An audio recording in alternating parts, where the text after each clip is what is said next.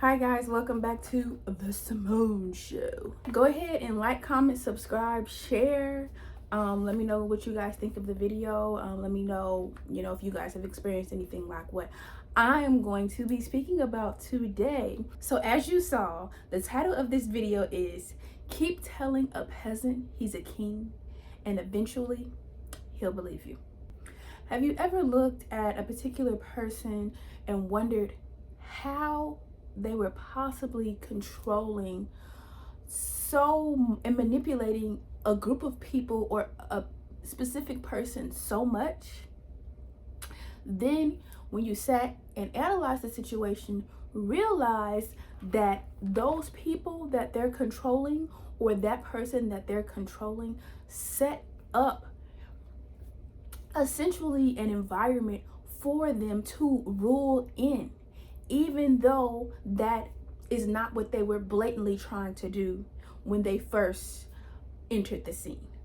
I'd like to draw your attention to the notion of power dynamics, and for that I will be talking about the Stanford prison experiment of August 1971, done at Stanford University by psychologist Philip Zimbardo. So with that experiment, Zimbardo used it to determine if the acquisition of power influenced people's aggressive behavior, or if such aggressive behavior was intrinsic to human nature, as in innate, natural.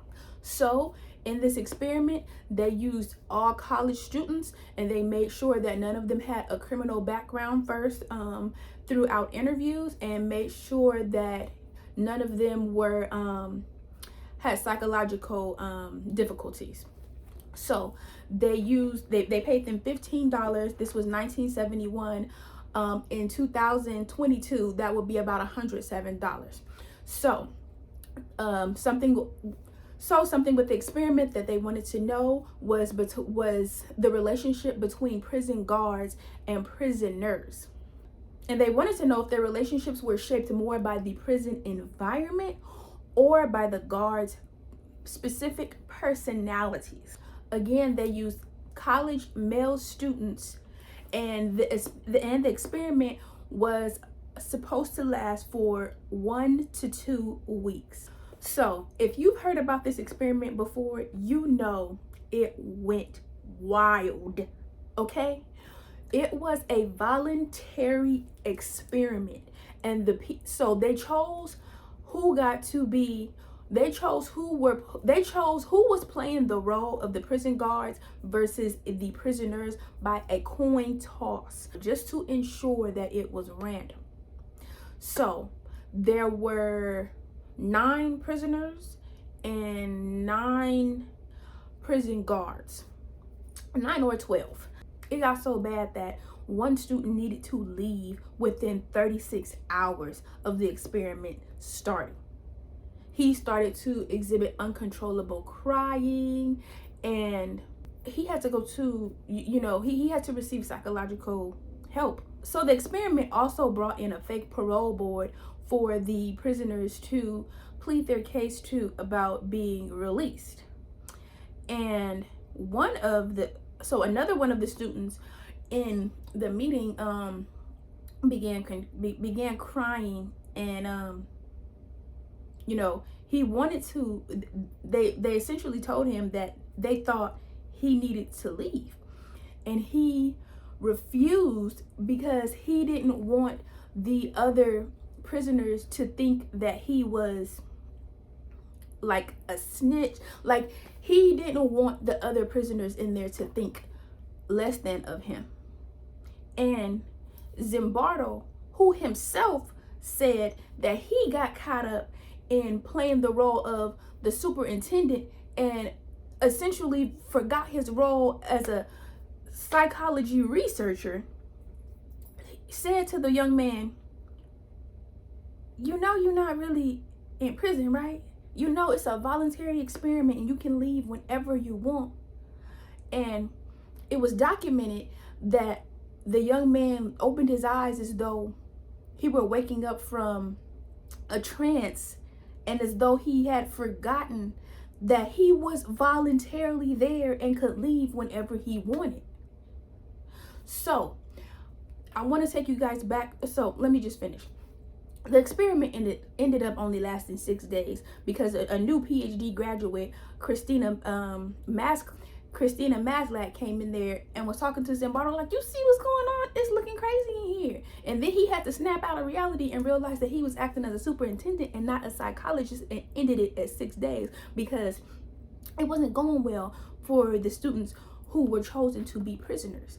And the students who were chosen to be prison guards started intentionally trying to emotionally and psychologically distress the prisoners. They would randomly move them around to rooms to confuse them and intentionally build distrust so that they wouldn't trust each other and build alliances.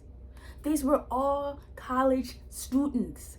And that is what happened when they were given this sense of authority. Now, it was also documented in the research that some guards were described as stern but fair. So they weren't extra, they weren't trying to, cause any distress intentionally to the prisoners. However, it was said that some of them thoroughly enjoyed harassing others, and that they were willing to act and exercise whatever role they were given, and they were allowed to cause emotional stress. They were allowed to do whatever they wanted to the prisoners, short of physical harm. So I bring up that experiment to share and draw light on the notion that the mind can be a very powerful thing, yet it can also be quite fragile. So in the same realm of psychology, I'd like to now move on to a phrase, a term, the self-fulfilling prophecy. And the self-fulfilling prophecy is the tendency of one to live up or down to the expectation of others. For example, someone who wants to start their own business and they tell a friend, a family member, they tell one family member, hey, I want to start my own. They tell one family member they want to start their own business, and the family member says, wow, you would be great at that.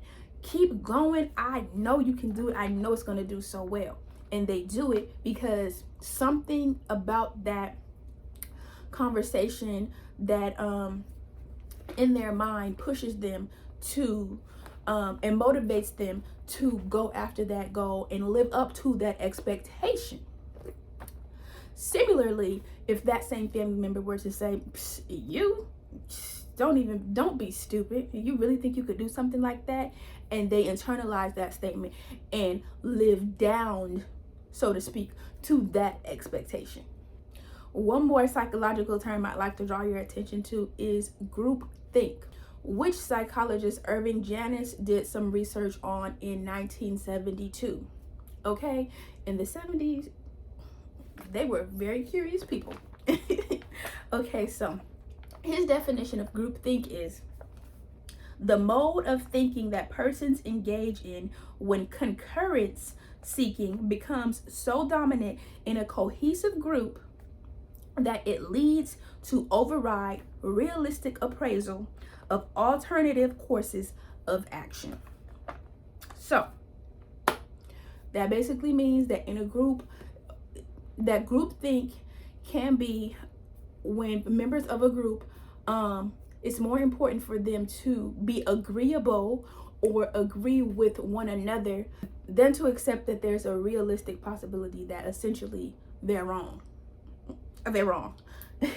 Okay, so one of the causes of groupthink, Janice mentioned, would be a lack of impartiality, a lack of impartial leadership, which means that the person who has been deemed the leader of the group does not accept opinions that are different than their own.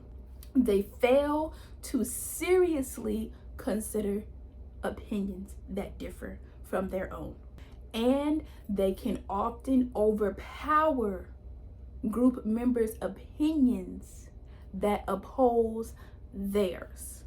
Furthermore, a sign of groupthink is self-censorship from group members. So self-censorship occurs when group members censor themselves from stating an opinion that is contrary to the leaders and convince themselves that their opinion is not important, often in fear of being judged. Self-censorship can include two things: mind guards and unanimity.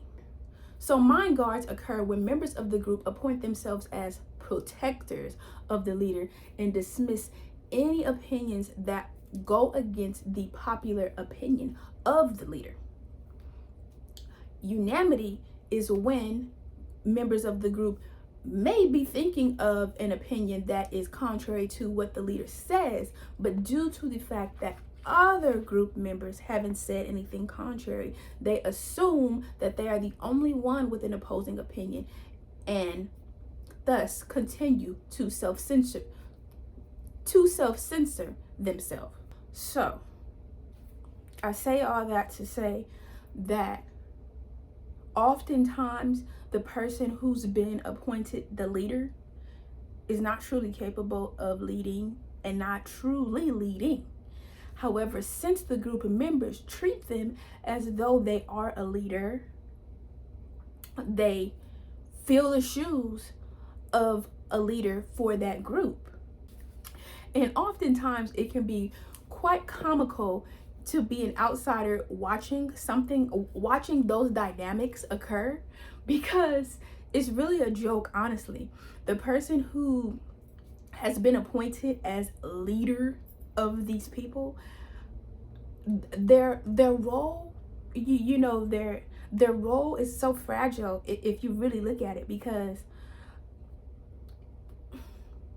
this is another video, but it's my opinion that you don't need to, if you're out on a safari and you see a lion, you don't need to let that lion know that they're a lion. There's no way that you need to act in so that the lion knows he's a lion and he's king of the jungle, and you are a measly little human being.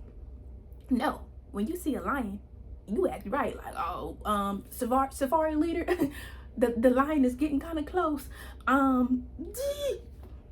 You don't need to say, oh yes, lion, I know you're a lion, I know you're king. No. And usually in these instances where you tell a peasant that they're a king, or you tell a peasant that they're a queen and appoint them as this fragile fake leader, a real leader knows how to handle disrespect. A real leader knows how to handle an opposing point of view.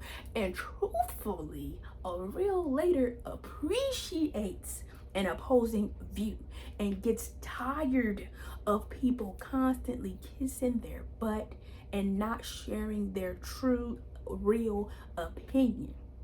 So when you see these fake leaders, it's comical, because it's like, what a joke. I've seen this dynamic enough times, and I was just curious, why? What builds such a relationship like that? What builds such a dynamic like that? And just to revisit different psychological terms and different psychological research experiments, it's fun to analyze and put two and two together. So I can't end a video without really speaking about how to overcome such a dynamic. If let me tell you, if you're on the outside looking in at a dynamic like that, I wouldn't suggest intentionally going against the appointed fake leader. I wouldn't suggest intentionally constantly going against the appointed leader just to show them that they're not all of that, because it's really pointless, honestly. And even often I found that when you are an outlier of the group and refuse to be one of the self-censoring group members, the leader will reach out to you and be nicer to you than the people in, perceivably, because we don't know if it's genuine, but be nicer to you than the members of the group who are at their feet groveling. It's very interesting. It's very interesting to watch. It's very interesting. But eventually it does seem that the group usually dismantles itself, or the group leader tends to become bored with the group members and doesn't require their praise, so to speak, as much. But back to how to deal with that situation. If you're on the outside looking in, enjoy the show. Find somebody to watch with and enjoy the show, because it's funny.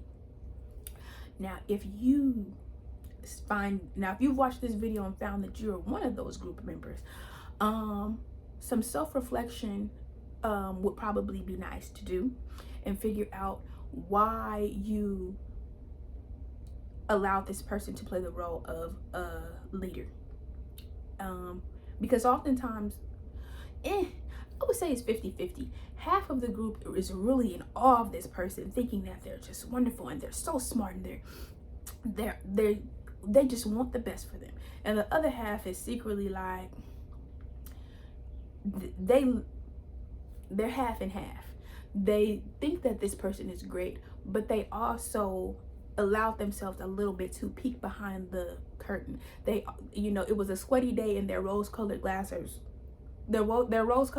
slipped down their nose, and they saw a glimpse of how ugly that person could be as a person. So if you are a group member experiencing a peasant acting as though they are royalty,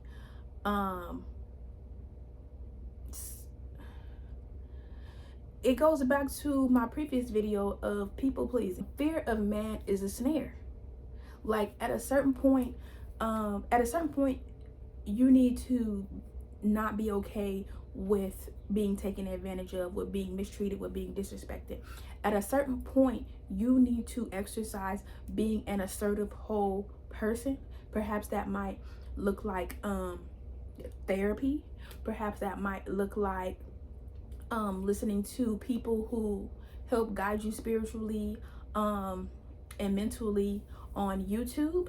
But yeah, if you keep telling a peasant he's a king, eventually he'll believe you. If you keep telling a peasant she's a queen, eventually she'll believe you. So you could use that same notion for yourself. If you keep telling yourself you're great, you're a whole person, you're smart, you can be a whole person, not dependent on whatever that person represents for you, eventually you'll believe it.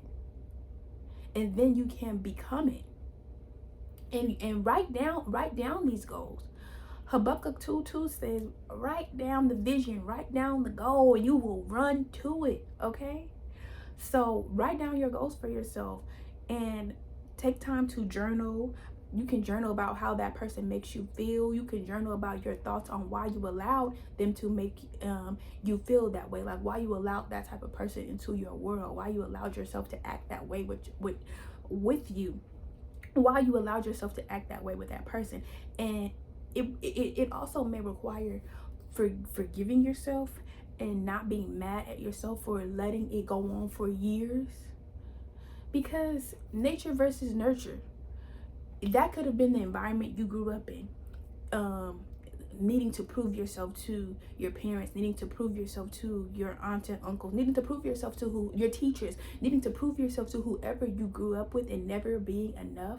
So this person can come in, especially when you put them on a pedestal, and take advantage of you needing to impress them, needing to prove yourself to them. So it is work worth doing. It is work that could be fulfilling, and often probably will be. But yeah, I would like to dive into this topic a little more, maybe in a later video. But you guys, thanks for tuning in. Please like, comment, subscribe, and share. Comment below what you thought about the video. Comment below if you've seen something like this. Let me know what you guys think. God bless. See you next time.